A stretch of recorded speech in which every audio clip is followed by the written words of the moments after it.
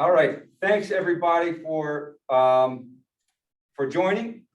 We have some folks here in the classroom and some joining online. I'll continue to admit those who are joining online. I want to especially and first and most importantly thank and welcome our guest from the University of Arizona or from Venice via the University of Arizona, Professor Fabio Lanza. Professor Lanza is professor of modern Chinese history. He received his BA from the University of Venice, Italy, which I believe is his hometown. Also attended Peking University or Beijing University, and then also received his master's degree in tourism management and economy from the University of Venice, and received his PhD from Columbia University. And actually, we can talk about that later, but I think we had a little bit of overlap there. I was in for my master's, but I'm sure we were both buried in the library all that time. Professor Lanza has a number of really, really wonderful and exciting book projects that I just want to quickly refer to. There are a few, the first, most recent rather, End of Concern, Maoist China Activism and Asian Studies, is available from Duke University Press, and I will be sending out in the chat access to Professor Lanza's faculty page and also some of the book titles that we're going to be mentioning. And prior to that, the dissertation to book project was Behind the Gate, Inventing Students in Beijing, and that's available from Columbia University Press. Please join me. We can actually do a real live applause here. Please join me in welcoming Professor Lanza. Thanks so much. Thanks so much, Jeremy.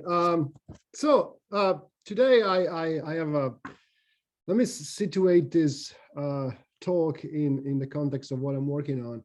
So this is a chapter in a current book project. So it's chapter 4 out of 5, I think, of a current book project on the history of the urban commune movement in the city of Beijing during the Great Leap Forward. So I cannot tell you the entire history of the urban communes, but just briefly, the urban communes are the urban parallel to the rural communes, which are much more famous and much more, have a much more tragic history. So this effort of collectivized people during the Great Leap Forward from starting in 58. The urban communes have a shorter history. Basically, they end around 62, 63. And a less tragic one. Nobody really dies in the urban commune movement. But they follow a similar pattern. The idea is to get women, which they call in the sources housewife, out of the house into makeshift factories to increase production and providing them with a series of welfare service, socializing basically domestic labor, communal canteens, childcare centers, washing, cleaning, mending clothes, tailoring, things like that. This chapter looks at a very specific element of this effort of collectivization, the collectivization of the service of haircutting, barbers. I won't point out the irony that I am the one writing about barbers. I haven't seen the inside of a barber since 1992, I think. Anyway, I'll start here, and I start from this quote from Mao Zedong. And while I was gathering material about the urban communes movement in several archives of Beijing, I was struck because I kept bumping into sources about barbers. And initially, I didn't do anything with them. I skipped them. I considered them largely, irrelevant. One of those, strange oddities that you find in an archive, and you're thinking, this is interesting, but probably just a waste of my time. But I keep finding more and more in different archives, written by different levels of the state authorities. And, my puzzlement increased. So I started collecting them and I started eventually reading them. And, it was only a while later when I was talking with another colleague, Rebecca Carl, who told me, hey, but of course, there's a precedent for this. And she pointed me to Mao Zedong famous report from Sun Wu, which I should have remembered. I read the thing, but I didn't. And Mao devoted in his famous report several pages to the history of local barbers, meticulously listing their business structure, their prices, their revenue, the profit margins, and even detailing the evolution of male hairstyles in the particular area since 1911.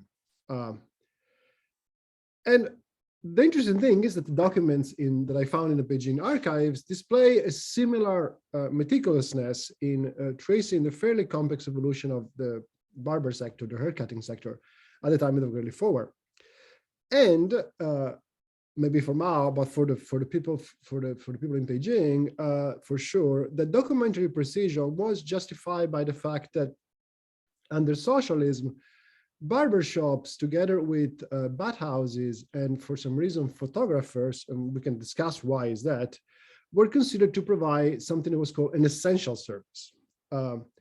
So much so that frequent haircuts in a precise number were considered usually included in something that's called the FULI, the welfare service, the welfare provisions that work units, state work units will provide to their employee. It was part of the benefits that were given to them.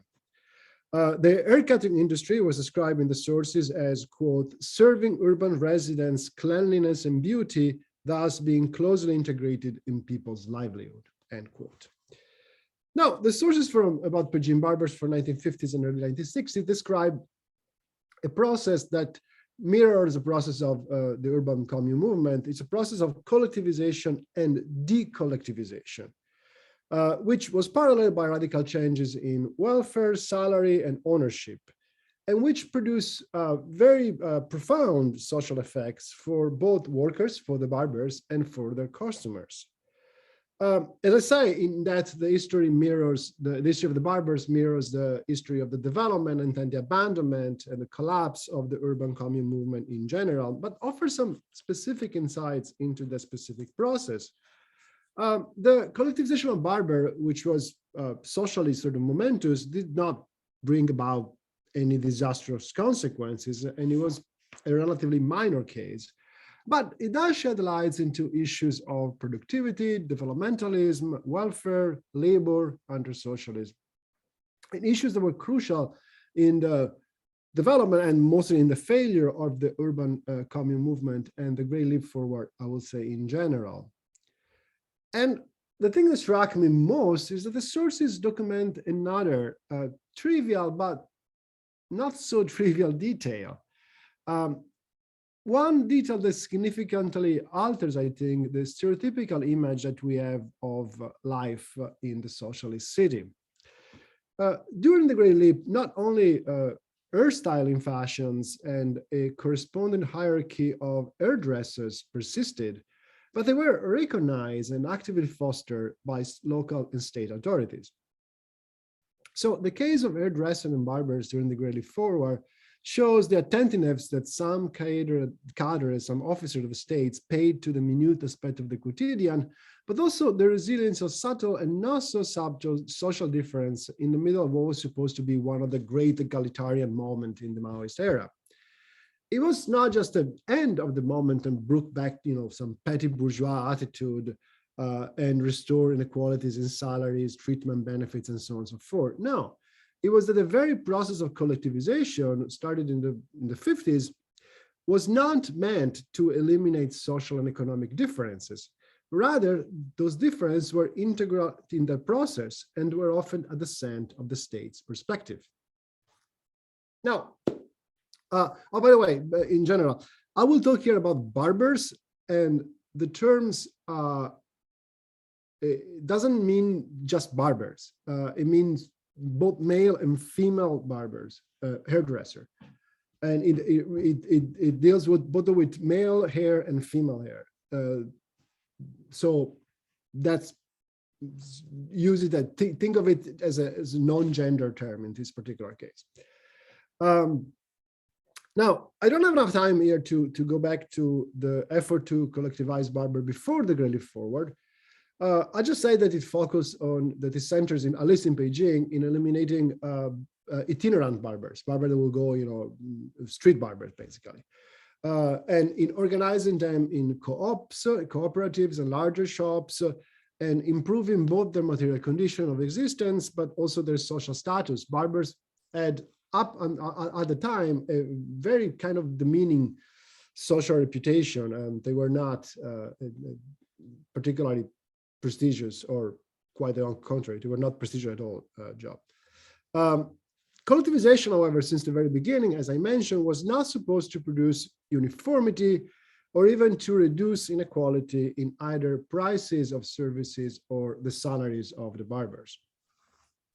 Now, in 1958, when the Great Leap Forward was started in full force, the collectivization of barbers expanded in pace, but also in scope and form. The leap had the goal, as I mentioned, to socialize, so to make collective, make public, if you want, certain services that were usually associated with domestic labor and care. Basically extending these services and extending this service under a category of welfare to people that were up to the point have been excluded from this welfare. And haircutting was the crucial service to be socialized. And it has to be shifted from an individual burden when a customer will pay a barber to sort of a collective responsibility. And even before the full launch of the urban commune movement, or relaunch of the urban commune movement in 1960, barbers in Beijing since 1958 were invested by a massive push for productivity and labor activism. And municipal records documents this push. In downtown Beijing, there were, for example, two models of collective enterprise, successful collective enterprise during the Great Leap. One of them was the Tianqiao department store, which is just south of Tiananmen Square. And employees of one of the most cited barbershop in Beijing, the Sanlihe barbershop, which was a state-owned business established in 1956, decided that they had to learn from this model enterprise. And so they went out to Tianqiao and decided to remold their own business practice in that image. So the first decision that they took was to abandon, for example, that 8-hour day. Barbers started working basically from dawn to dusk, indefatigably. That led to a massive increase in profit, but also strangely a reduction of personnel. They went down from 32 to 20 barbers, which is sort of an illustration of how the logic of the Great Leap was informed by a contradiction between increased productivity and expanded participation in labor. You increase productivity, you need fewer workers. So that was one of the problems. Barbers at this Sanlihe store also worked to improve customer service. They were supposed now to welcome every customer with a smile, give them a magazine, and then politely to wait for the next available barber. But apparently, the sources say that most of the barbers at Sanlihe were not particularly good at smiling. They were not particularly good at displaying cordiality and ended up looking fake and pretentious, except for one. There was this guy who was named Li Wenfu, who was so enthusiastic and so cheerful that, he really succeeded in being a smiling, welcoming person. And so the barbershop started a campaign of learn from Li Wenfu, focused on the ideological transformation of the people. More substantially, they changed the pattern of work of the store. It was a store that was surrounded by offices, and because it kept the same hours as the offices, it could not provide service to the people who were working around. So by extending the hours and allow workers to come in, and also allow them to reserve seats, and also eventually starting going door to door, cutting hair in various places. The following year, the same barbershops as 1959 reported further progress. They had mastered all female and male hairstyles. They added massages and back rubs, and it increased profits by 21%. And this was achieved through increasing productivity. Basically, barbers became faster, and they went up from 16 to 19 customers per day on average. It was a smaller but much more productive shops. Another sort of model unit of the same period, this #1 barbershop in Fendai district. This is like south of Beijing, in a sort of a suburban district. Had a similar expansion of services. They had roaming barbers visiting communes, offices, or individual residents. And year two, bigger profits were reported as a function of obsessive individual effort, but also control of expenses, which is largely achieved through deployment of extra labor. Workers started to making their own perm solution at home and bringing it into the office and repairing their own tools. Now, newspapers reported anecdotes of how some barbershop in the capital were doing and what the great success they're having. And all these anecdotes, there are plenty of them, detail like sort of almost, incredible sacrifice and incredible effort. The Beijing Daily, the Beijing Repao, recounted how a female customer one day had to come to the barbershop, sit down around 7 p.m. and she needed a perm. Perms usually require at least 2 hours, but she was leaving the next day and needed to get something to eat before 8 p.m. So all the barbers in the shop rallied and, working as a team, sped up the process and did the perm only in 1 hour. And they even went to the nearby restaurant to get a bowl of noodle for the customer so she could eat while waiting for the perm to be completed. A few years later, another anecdote is reported about the Sanlihe barbershops. And that's a story of a Beijing resident who was looking to get a haircut during the weekend, but all the shops were busy. So eventually he gets to Sanlihe, and it's already 9:40 p.m. and there's a line. So he stands there, doesn't know what to do, but a barber comes out of the shop and say, "Oh, don't worry, we will work overtime. We'll serve everybody in line. Don't worry." So they go on until late night. They serve everybody in the line. And at the very end of the day, they are fighting with each other about who's supposed to clean up. And eventually the customers take up brooms and sweep up the place, and as a thank you to the selfless employees. Now, these are obviously idealized description, but they give you the idea of the kind of efforts and sacrifice that's produced at the time. Now, the movie Today is My Day Off, 今天我休息, which set in Grey Lip, Shanghai. It's a famous movie about the Grey Lip Forward, but Year Two and Haircut function as the linchpin for the comedic plot. So let me start the clip. You really need to hear it. Sorry. But the policeman you see coming in, his name is Ma Tianmin. He needs to get a haircut before getting on his first date with his woman he's been set up with, going to the movies. And the barber welcomes him with a smile. And you'll see in a second, despite Ma protestation, he volunteers to skip lunch so that Ma can look at his best for his date. 师傅，你先去吃。哎，王师傅，你没吃饭？哎，那你……哎，不，我不吃。我们这项工作你是知道的，能让客人等着吗？哎，我没关系啊。不，坐。电影票我都看见了，第2场，快得很，一会儿就好。我们这事啊，两不耽误。So he just starts to cut his hair with an electric clippers, and then something happened. It's the first of a series of events that requires attention.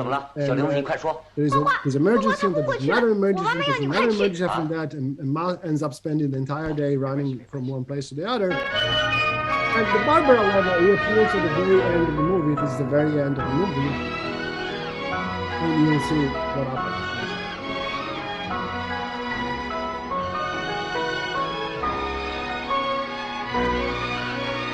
That's it.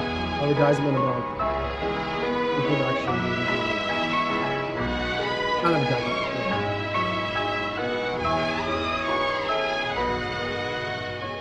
So Ma comes back to his room and finds the barber waiting for 王师 him, 傅，哎呀，你可回来了，坐坐坐， ready to finally provide his services.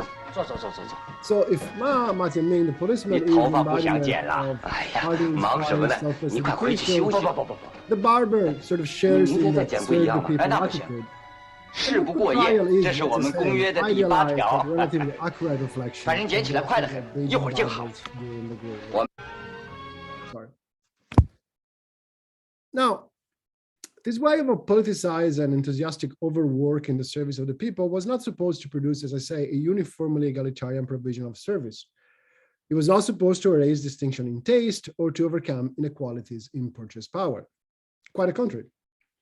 For example, in 1958, in Suangwu district, which is a central district of Beijing downtown area, barbers and hairdressers, spurred by revolutionary fervors, left their stores and went to offer the service in factories, offices, and dormitories. However, the district service departments noted that the price they were charging and were not up to the level of the quality of service that and the expertise of the personnel, and they intervened, establishing and enforcing a strict hierarchy of hairdressers with relative price tags. Similarly, in June 1959, the Beijing Municipal Service Management Bureau found out that for a dresser in another district, Tongcheng district, and in Sichuan district, 2 other districts, sorry, were charging too little for washing and dyeing hair. And so they promptly intervened by increasing prices for each services. So in the same way, the barbers that I mentioned earlier, the model barbershop at Sanlihe and Fentai, were not simply making efforts to be nice to customers and provide service to the people in the most sort of advantageous way, but they were also working to improve their skills, so to offer different price services to individuals of different socioeconomic status.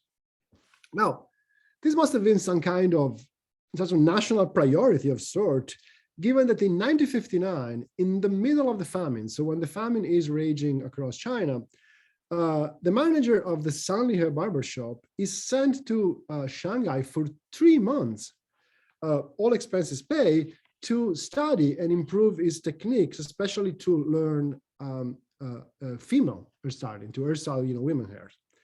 He recounted his experience in a speech, thanking the CCP for his generosity, but also sort of going over his effort and his difficult effort to master new skill, practicing daily with curlers, combs, and hairpins.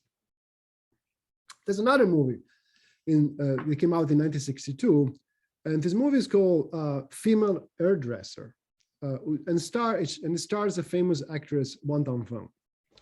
And in this clip that I hear, you get, well, the movie overall, but this clip, you get the synthesis of the kind of service that the barbershop was offering, and the variety of customer needs was supposed to satisfy. These are all female staff tending to men and women with clippers, scissor combs, dryer, curlers. And then even at a certain point, a strange contraption with wires attached to the skin was supposed to be an electric curl machine. It doesn't appear in this clip.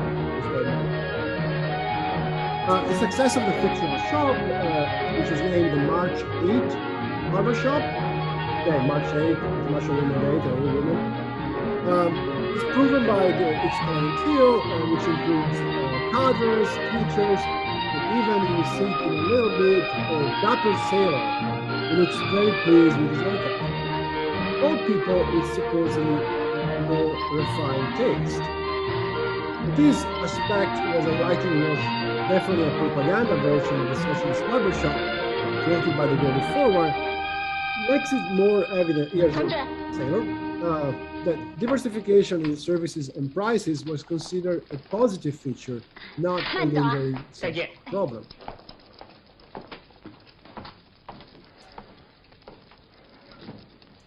In Beijing, the barber of the same shop, the Sanlihe shop, had been criticized in the past for being capable of giving only shapeless uniform haircuts, which customers complained looked like a toilet cover.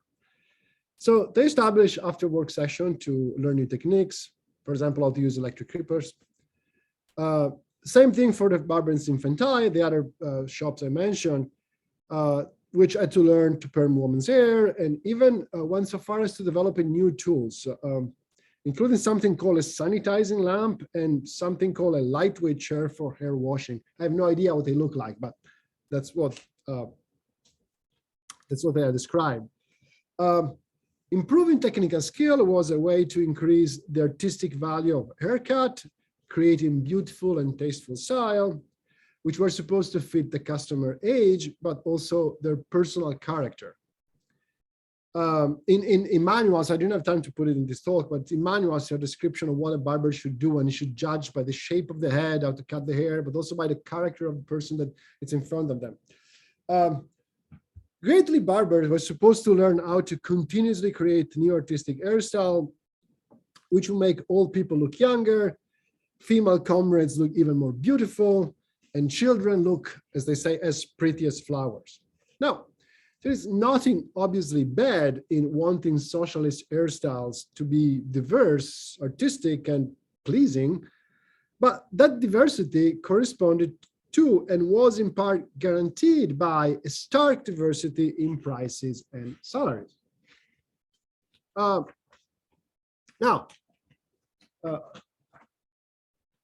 Just about salaries a little bit. In most cases, barbers were either paid a monthly salary or a basic monthly salary plus some welfare benefits or a percentage of the shop profits.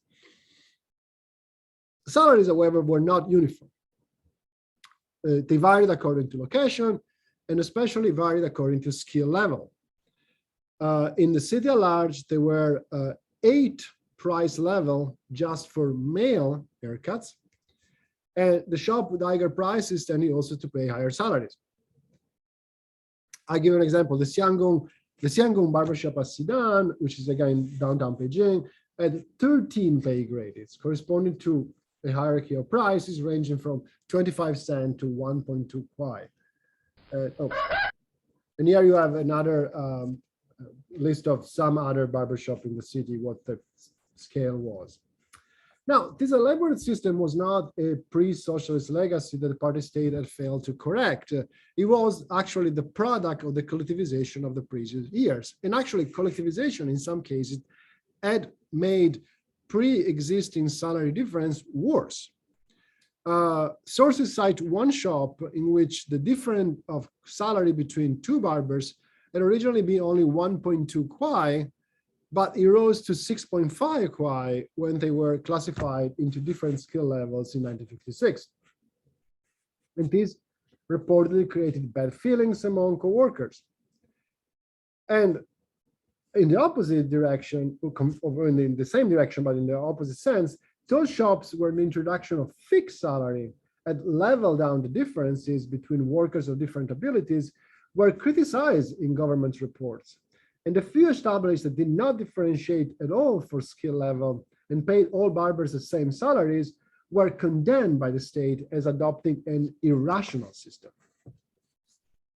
The year 1960s brought forward a further expansion of the collectivization movement in Beijing, but the collectivization was almost immediately followed by a ratification campaign that aimed at increasing productivity by any means possible, while at the same time correcting all the egalitarian bias of the Great Leap Forward.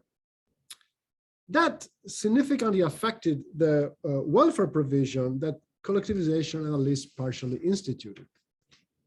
Now, this was not life-changing for most barbers, but the effects were nonetheless quite visible. And one of the effects was the sort of nailing down citywide of the classification of prices and services. This was produced, for example, at the Tajilan Common in '61, and especially in Haitian district, which is the northwest district of Beijing, in 1961 and 1962. And this latter case, the Haitian case, includes perhaps the most obsessively detailed analysis of what they call the haircutting problem. So in 1961, the service bureau of the district estimated that they were facing a shortage of barbers, that there were not enough barbers in the city. They do a complicated calculation. They basically estimate how many haircut a person needs per year. Comes out as about a haircut every 3 weeks. Seems a lot, but that's what they come up with. And so on the basis of this calculation, they concluded that the 500,000 residents of the district don't have enough barbers to go around.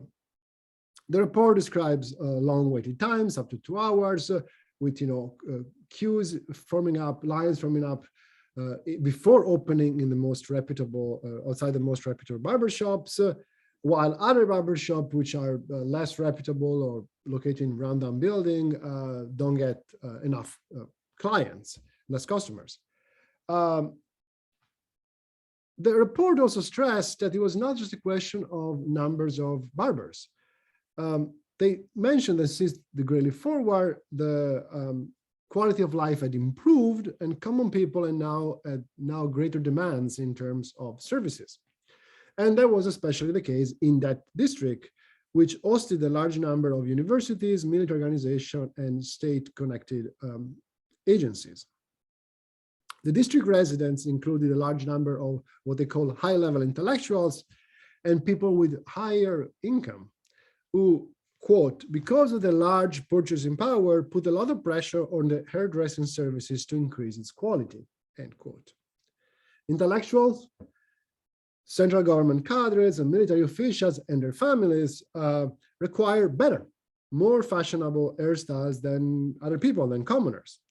And the collectivized service sector under the new communes was supposed to cater to this class-based demand. So the district coordinated with the communes and sub-district offices to train more and better hairdressers, and instituted a hierarchy of facilities at different prices, tasked with providing haircuts to residents of different status and economic means. In November, this is 1961, the district organized a public demonstration of apprentice barber skills. 31 of them participated, showing their ability in blow drying, styling, and washing. And at the very end, they were treated to a blow drying performance by the winner of the citywide hairdressing competition, a guy named Guo Shoucheng. I always wanted to find more about this guy, but I haven't yet.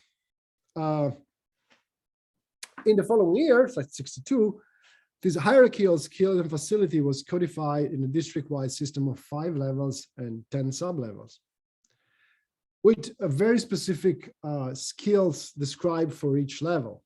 The master, for example, a master hairdresser who had basic knowledge of chemical processes, could repair and service his own tools, but was also an expert in 3 different kinds of perm, electric, hot, and cold, and kept up to date with changing fashion in men's and women's hairstyle and makeup. Now, and that hierarchy of skills was connected to a system of diverging price tags, but also to different salaries in the common system. Basically, at the time, it was decided that instead of paying everybody a salary, a portion of those salaries were based on their abilities and productivity, and this was done, and like the quote is here, in order to master the enthusiasm of the employees in the haircutting service, and you can read the rest of the quote. In 1962, basically, by 1962, it's obvious that in terms of price, services, and salaries, the collectivized barber industry seemed to have not only preserved, but actively promoted social and economic differentiations. Now, the aspect in which both the collectivization and decollectivization is more visible in the case of barbers, as in the case of other industry and other enterprises, is the question of ownership. And ownership had important political implication and socioeconomic implication. One of the essential elements of the Great Leap Forward was that it was supposed to be an accelerated process of transforming forms of ownership within the country. Now, before the Great Leap Forward, it was a question mostly of eliminating private ownership and transforming private ownership into some form of collective ownership. That happens by 1956. With the Great Leap Forward, you have a push to transform collective ownership into a higher form of ownership, which is called ownership of all the people or ownership by all the people, depends how you translate it. But which basically means state ownership. But it's not exactly that. It's called ownership by all the people. So several barbershops during the early Great Leap Forward had undergone this transformation with varying results. And I cite two cases in particular. One in Changping Township, which is just outside Beijing, two barbershops with 33 employees had been transferred from the County Handicraft Association to the Ministry of Commerce, and therefore from collective ownership to ownership by all the people. And the consequences of that shift in ownership had been that the compensation, the salaries had gone from a percentage of profits to a fixed monthly salary. And also that the barbers were now entitled to a series of welfare benefits that were guaranteed by the state. But while the report cites substantial improvements in various areas, they also cite a series of not unexpected problems. Barbers, they say, had developed a dependent mentality, coming to believe that everything was due to them. Customer satisfaction did not affect income anymore, so quality of service had declined. Management had become lax and expenses had risen. And finally, the new pay structure led to a reduction of the average salaries and the abandonment of material incentives, which in turn dampened workers' enthusiasm. As one of the workers mentioned, this is the first quote up there, this guy named Hao Baoshan, my work is truly meaningless, and no matter how much energy I put in it, I still get the same 40 kwai. Another case, the barber in Xicheng district, which is a downtown district in Beijing, which had 93 barbershop with about 1,000 employees, they complained that the current pay system they were under ownership by all the people, did not actually incentivize productivity, and that you have your second quote, if you work more, you don't make more. If you collect, you don't make less. So it doesn't make sense to work hard. So the district authority remarked that the system allowed for different pay for equal work, and it was biased toward excessive egalitarianism, and was ultimately incompatible with the socialist principle of remuneration according to labor. Workers tended to slack off. They often call in sick. They ask for a day off. Now, this is nothing particularly new, and one could expect, or at least I had expected, that the Maoist state, during the most expansive and radical experiments in social transformation ever attempted, will deploy ideological and educational tools, so-called non-material incentives, to curb this undesired after effect while keeping alive the transformation into communism, basically, the reduction of social inequalities. The problem is that, as I have shown up at this point, collectivization was a contradictory process, and it did not produce, or probably was not even aimed at producing, a more equal society. In most cases, then, the solution adopted to these problems was to implement rapid decollectivization. And that means taking this enterprise back to the previous form of ownership. So taking them back from ownership by all the people to collective ownership. And political education was indeed deployed, but it was aimed at convincing workers that it was both politically correct and economically advantageous to go back to collective property, to collective ownership. And that happens in both the case I just mentioned in Changping.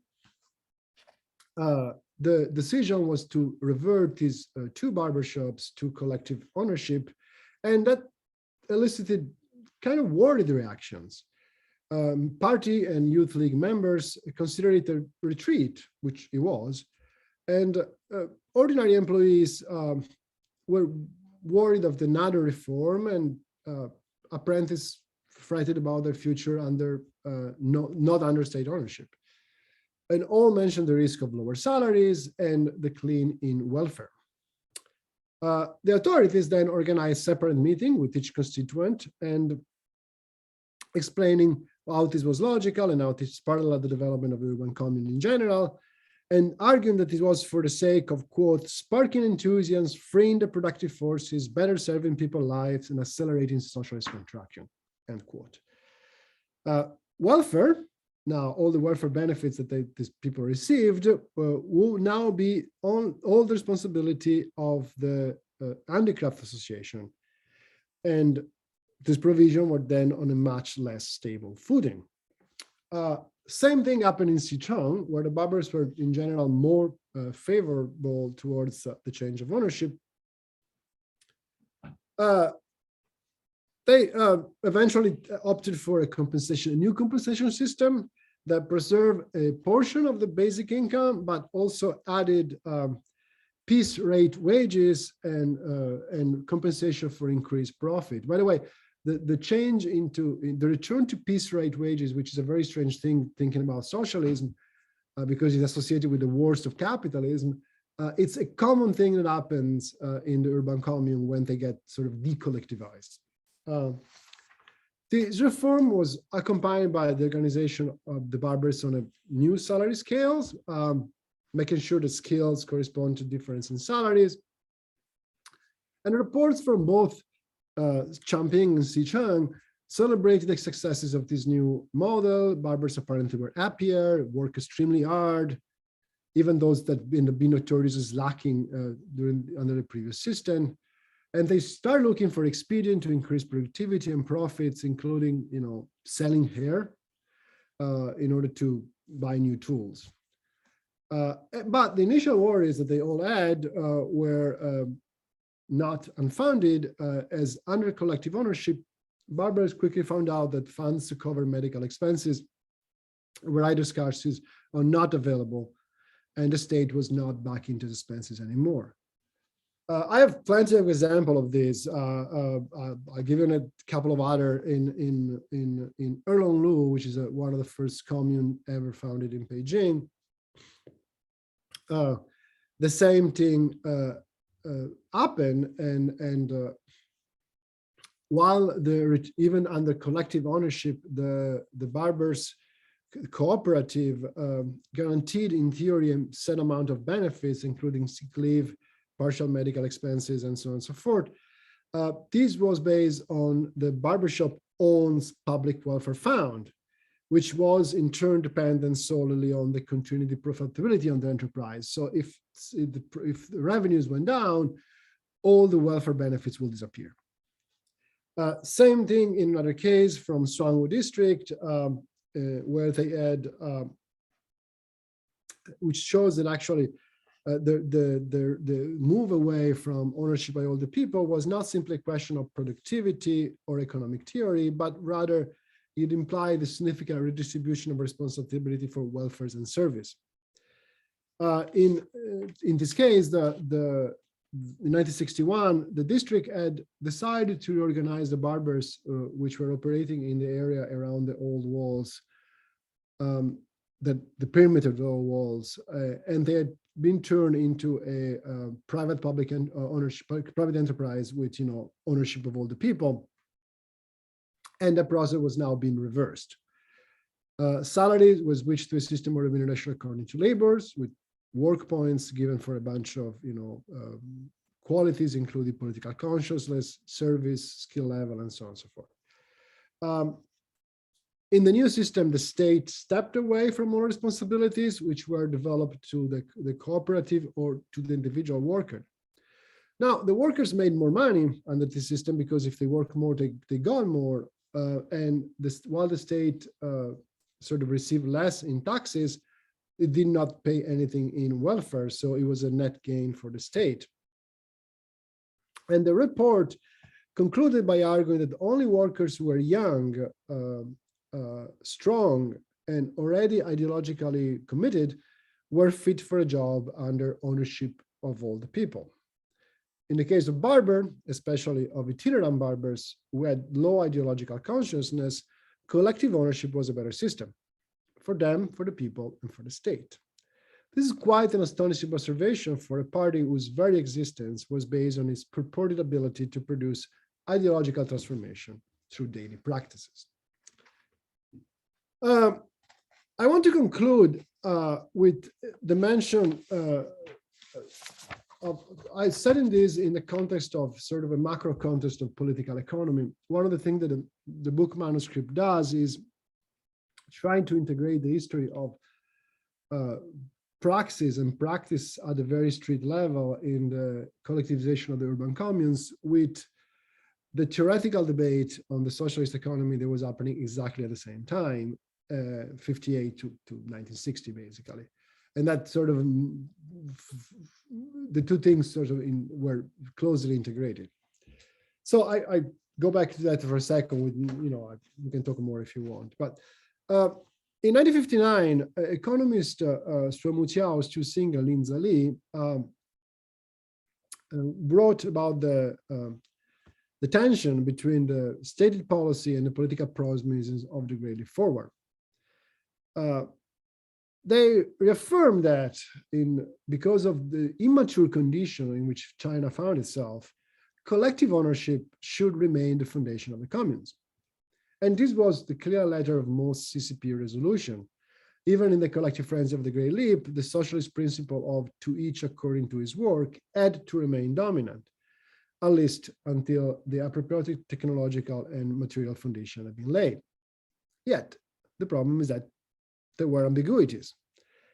The communes could introduce and had introduced remuneration system that came closer to the communist idea of to each according to his needs, to each according to their needs. They were officially touted as the best form of organization through which to realize the transition to communist society. There's a famous ditty attributed to Kang Sheng, which says, communism is heaven and the communes are a bridge to heaven. Suemu Chiao and the others say that there was no great wall that could be allowed to exist between collective ownership and ownership by other people, between socialism and communism. So on the one hand, the commune had to be collective ownership, but in theory, they could be moving into ownership by the people and from socialist to communist. And these ambiguities and tensions that are clear in the written page of this economist were deeper and more consequential in the actual practice of collectivization. And the case of the Barbers of Beijing provides a singular perspective into that. Now, our view of the Great Leap Forward is colored by different but converging stereotypes. And I think we often overestimate the extent of the social level in the campaign was supposed to produce. And maybe that's to do with the tragic result of the rural collectivization. But as I've tried to illustrate using the example of the Beijing Barbers here, productivity and profitability trumped any consideration of social change and reduction of inequality. Actually, the preservation of inequality was often inscribed in the process, and it was functional to profit. Yet, at the same time, and here the ambiguities are the same, collectivization came with political promises and socioeconomic promises, both stated and implicit. The Great Leap was also predicated on the possibility of an accelerated transition into a more equal society, communism. And that idea manifested itself in very practical ways. First and foremost, in an attempt to provide a set of services and welfare to people who currently did not enjoy them, people who did not belong to the work unit system under the state ownership. And that often meant and happened through putting them under ownership of all the people, so transferring them from collective ownership to ownership by other people, which had very concrete consequences in terms of livelihood and security. So if, as Suemu Chiao and the other economists argue, the socialist economy achieved in 1956 had created a unified socialist market where production and commodity exchange could happen without fear of speculation, then, at least to some, the Great Leap looked like the next logical step towards a market with not so much commodities, but necessary products and services which were provided and not exchanged to the entire population. Coherently, the partial decollectivization of the early 1960s was similarly impactful at a very practical level, because it took away the security of welfare and benefits from people who had just received those provisions. But it was also very impactful at political level, because it signaled the demise of any expectation of a quickly coming era of shared and more equal prosperity. The tension between economic status and distribution of service, productivity, and welfare that the gray-lipped Barbers illustrated also reflected at the macroeconomic level the failure of the last and most radical attempt to overcome capitalist form of commodity exchange and market rules, basically. I hope you have questions, and I'm happy to respond. Big applause from our facilitator. Thank you, Fabio. That was really fascinating, and thank you. You shared. I don't know if any of the students I shared sort of last minute this chapter in progress, but I really enjoyed reading it, and I appreciate the chance to see that clip from Jin Tian Wo Xiuxi again, which is such a fun film. I have a few questions and comments that I'd like to hear a little bit more about. We have about 15 minutes. So I want to open it first. If anyone online wants to sort of digitally raise your hand, or go ahead and turn your camera on or mic on and hop into the conversation, or our assembled crew here, now numbering 8. If anyone has any questions for Professor Lanza, please, hands. You guys read a little bit about 20th century China and this political context. I don't see any eager hands, except Alexander. Alexander, please hop in and speak up so Professor Lanza can hear you. Okay. I have a mental image when we talk about short hair, like the clips that we saw, specifically for like long hair on men. What are we talking about here? Like something like Dr. Murray's longer hair, which I would consider medium length, but like what's the image that we're talking about here when we're talking about long hair on males? You know, it's a good question. I don't know.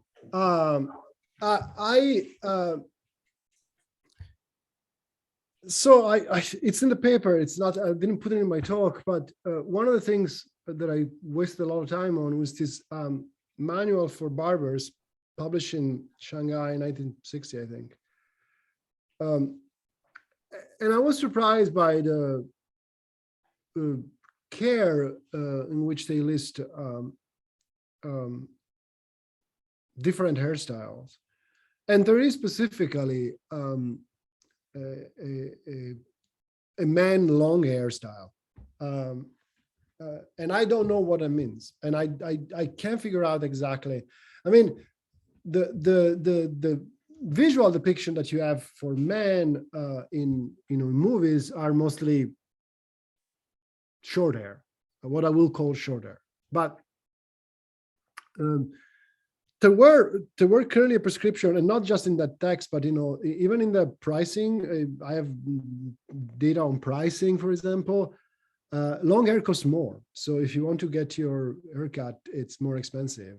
The cheapest one is do what I do, which is another, that requires no skill, basically. But yeah, I don't know. I suspect not that long, because I can't imagine a picture of anybody with really long hair. But I don't know. I believe me, I've been looking at this. There are other things I couldn't figure out in the. No, there's a question in the about hairstyle. Thanks. Yeah, from Megan, if you want to, would the ideas of standard hairstyles and their use be likened to that of North Korea, or the ideas of the Q hairstyle? Yeah, I'll turn that over to you, Fabio. Yeah, it's very difficult, because I was expecting when I went into this, I was expecting exactly the opposite of what I found, and that's one of the reasons why I was so surprised. That I was expecting like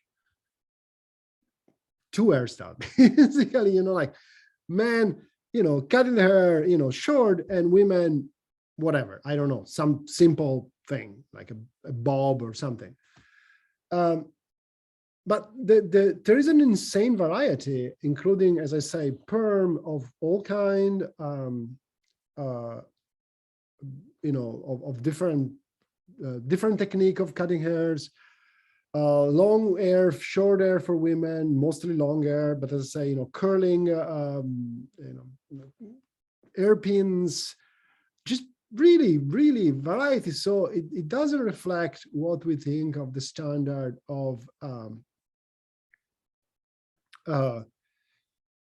like the standardized images we have of North Korea. I don't know. I don't know anything about hairstyle in North Korea, but I suspect they're not. But maybe they are varied. I don't know.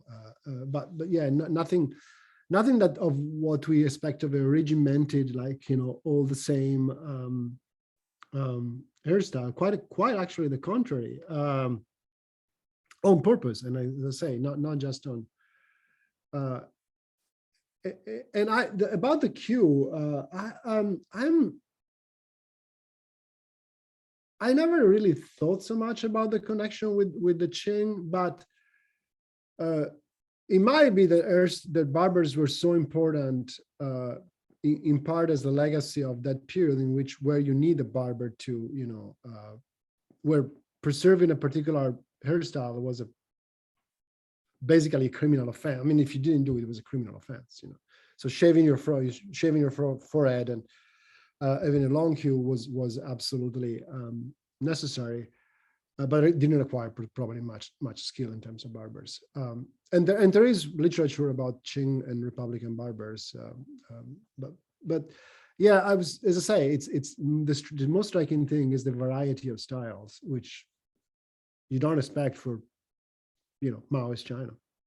I mean, I didn't. I was also struck by that, and I wondered about this issue that is often comes up for historians when we're looking at something in terms of uniqueness or representativeness of the barber's task, and that question of aesthetics is such an interesting one when we think about whether this is there anything analogous. I was trying to think while you were speaking about, for example, tailors whose work has gone off into the factories, right?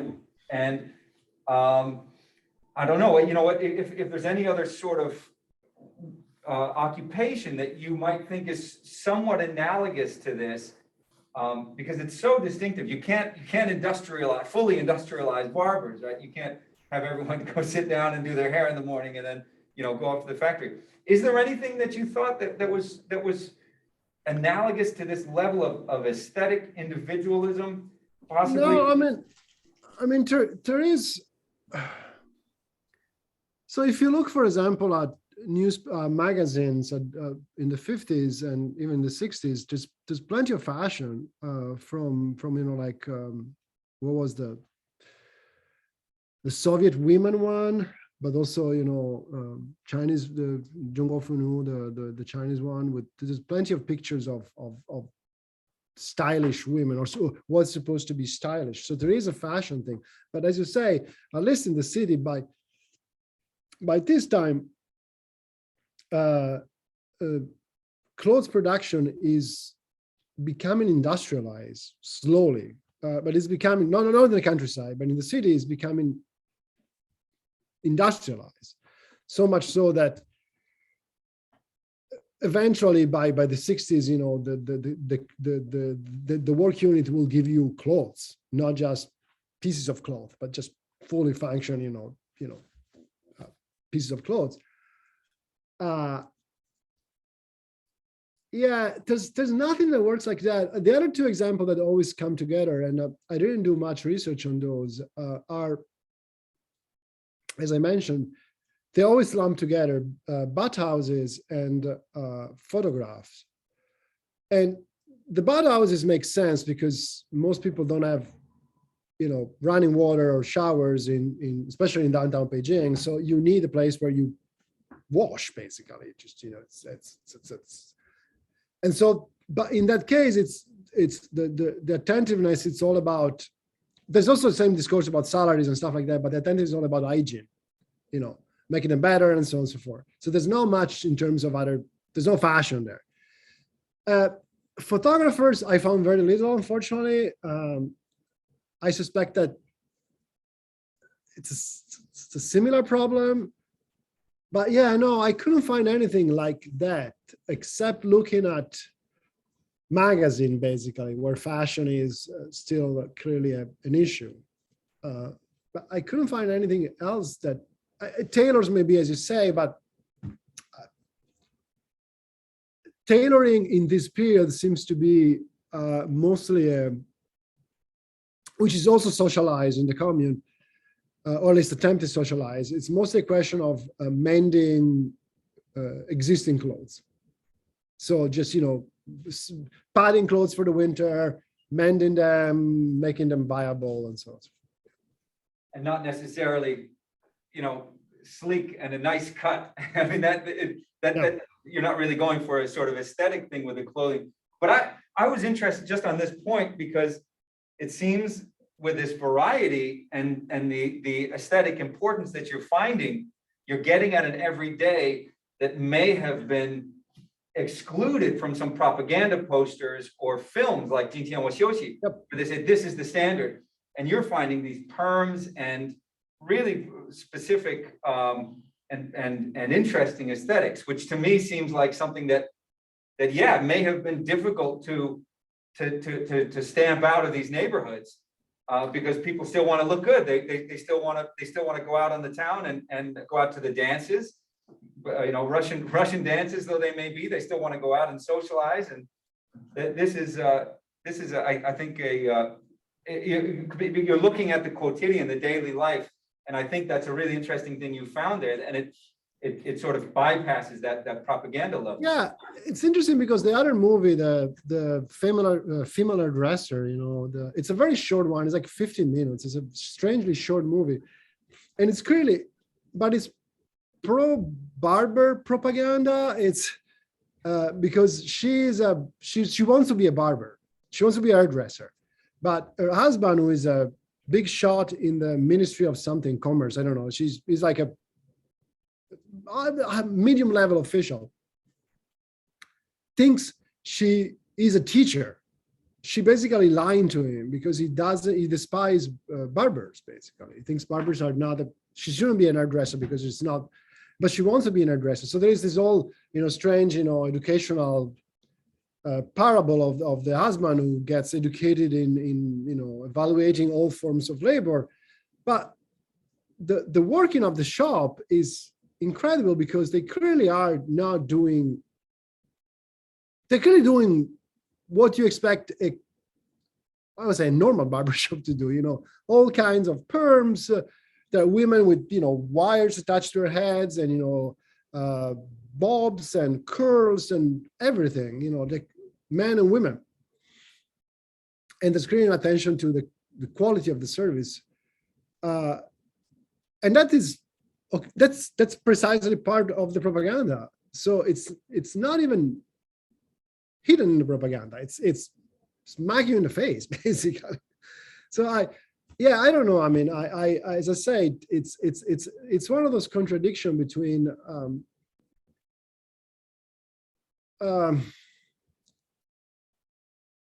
I mean, it's a contradiction between what we expect and actually what you find in the sources, in some stereotypical image that we have.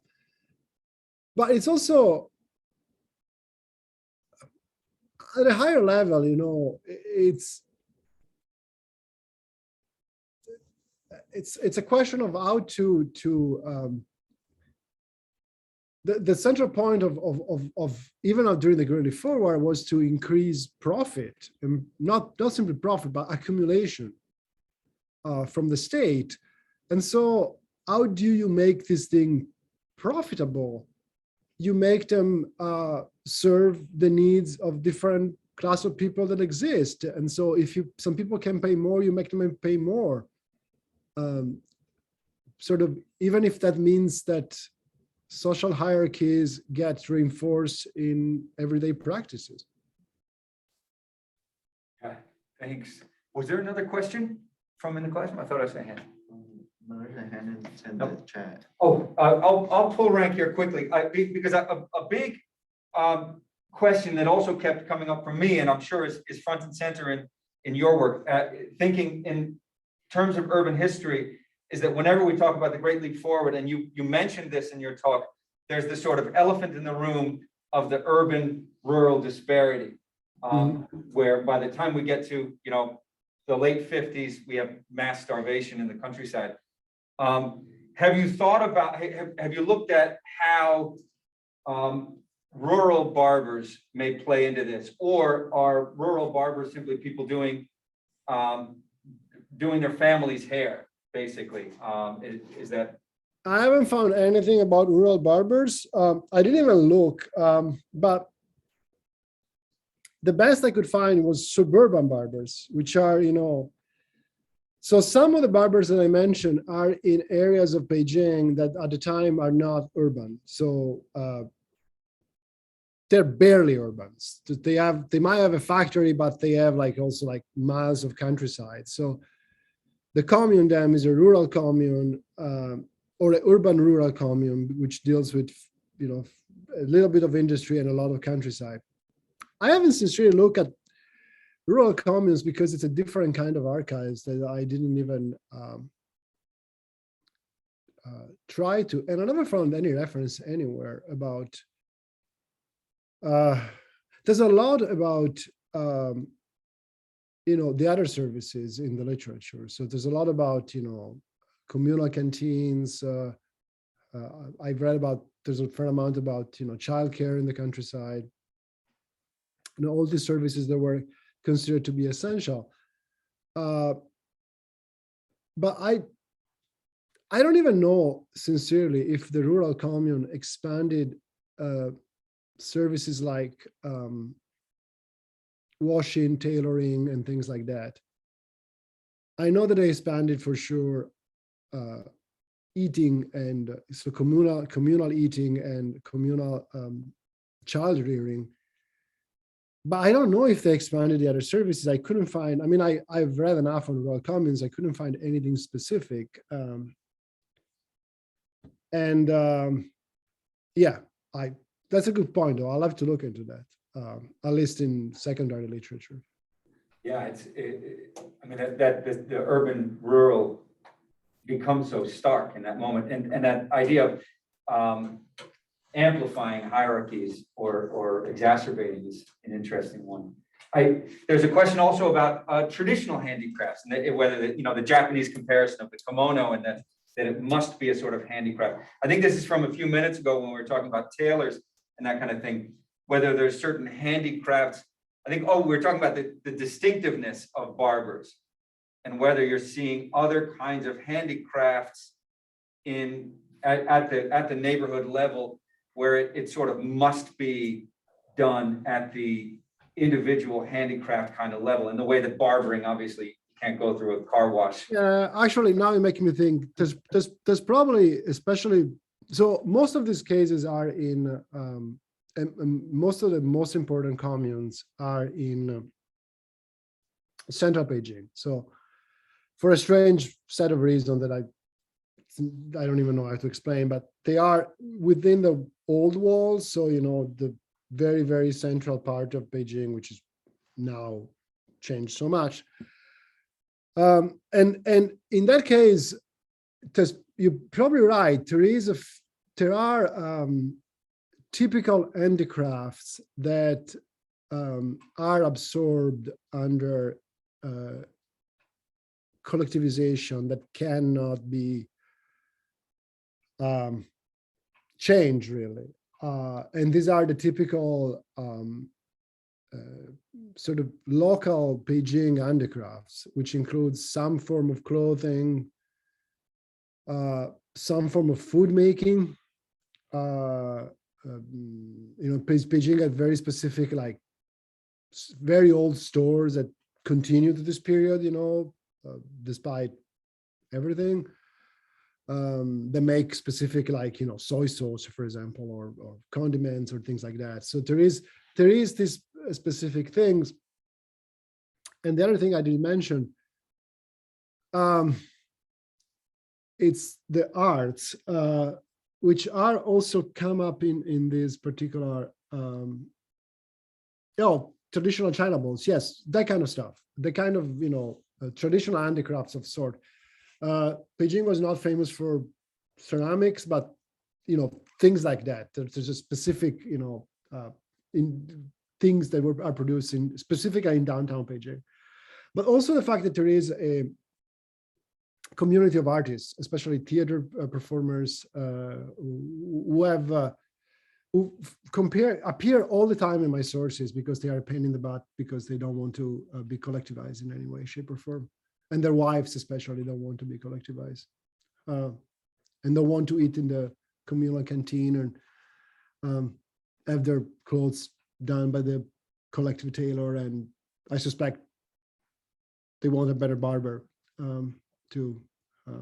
So there are probably, I should look into that, but that's very relatively, the sources are what the sources are. So That sounds like a fascinating bunch of characters, though, for a side project.